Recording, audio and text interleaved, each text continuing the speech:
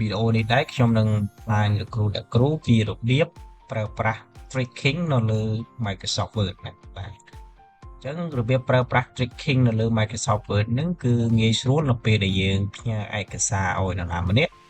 ឬក៏នរណាម្នាក់ផ្ញើឯកសារឲ្យយើងចង់កែអត្ថបទរបស់គេយើងអាចកែនៅលើហ្នឹងហើយរក្សាអត្ថបទគេនៅដដែលបាទចឹងឧទាហរណ៍ថានេះឧទាហរណ៍ថាខ្ញុំសរសេរប្រទេសកម្ពុជាបាទចឹងឧទាហរណ៍ថាខ្ញុំសរសេរខុសបែបនេះហើយខ្ញុំចង់កែនៅលើរបស់គេដោយរក្សាពាក្យខុសនឹងដដែលចឹងណាចឹងដើម្បីយើងដាក់ tracking បានយើងចូលមកកន្លែង review បាទយកកន្លែង review មកហើយជាទូទៅយើងនៅលើ home ណាតែយើងចុចលើ review យកពាក្យថា tracking បាទចុចលើពាក្យ tracking នេះមកយើងអាចចុចលើពាក្យ tracking នេះតែម្ដងបាទយើងយកពាក្យ tracking មកចឹងឧទាហរណ៍ថាខ្ញុំឃើញពាក្យថាកម្ពុជានេះទៅសេខុសចឹងខ្ញុំចង់លុបមកគេណាបាទចឹងខ្ញុំគ្រាន់តែចុច backspace នៅលើ keyboard របស់យើងបាទអញ្ចឹង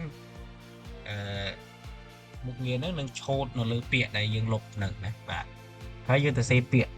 ថ្មីដែលត្រូវអញ្ចឹងណាសេពាក្យថ្មីអញ្ចឹងអាពណ៌នេះមានន័យថាពណ៌ដែលគេសេឲ្យយើងដែលត្រូវហើយឆូតកណ្ដាលហ្នឹងមានន័យថាខុសអញ្ចឹងណាបាទអានេះនៅក្នុងការដែលយើងផ្ញើឯកសារឲ្យគេហើយគេគេកែតម្រូវឯកសាររបស់យើងអញ្ចឹងឧទាហរណ៍ថាយើងទទួលបានឯកសារនឹងមកវិញថាតើពេលដែលយើងទទួលឯកសារមកវិញយើងឃើញបែបនេះថាតើយើងធ្វើបែបណាណាបាទអញ្ចឹងយើងចូលមកកន្លែង tracking ដដែលមកហើយយើងយកកន្លែងនេះ accept ណាបាទអញ្ចឹងយកកន្លែង accept នេះមកហើយលោកគ្រូអ្នកគ្រូយកកន្លែង accept and move to next ក៏បានឬក៏accept to all change ក៏បានឬក៏យកកន្លែង accept all change and stop tracking ណាបាទអញ្ចឹងឧទាហរណ៍ថាខ្ញុំយកកន្លែងនេះកន្លែង accept all ណាអញ្ចឹងខ្ញុំចុចមកអញ្ចឹងពាក្យហ្នឹងគឺបាត់ហើយណាបាទពាក្យដែលខុសហ្នឹងគឺបាត់អញ្ចឹងណាអញ្ចឹងឧទាហរណ៍ថាក្នុងករណីលោកគ្រូអត់ accept ទេអញ្ចឹងលោកគ្រូចុចកន្លែង tracking នេះមកហើយយើងយកពាក្យថា reject ណាឧទាហរណ៍ថាពាក្យលោកគ្រូត្រូវហើយប៉ុន្តែគេទៅសេមកដូចខុសវិញអញ្ចឹងលោកគ្រូ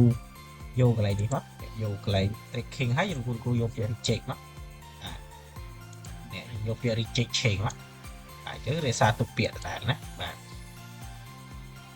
ហើយបន្ទាប់មកឧទាហរណ៍ថាលោកគ្រូសរសេរទៅឃើញវាជាប់ tracking បែបនេះហើយអញ្ចឹងបើជាប់ tracking បែបនេះយើងឈប់ជាប់ tracking ហ្នឹងលោកគ្រូយកកន្លែងនេះមកហើយដោះទៅគឺលោកគ្រូទៅសេបានពាក្យធំ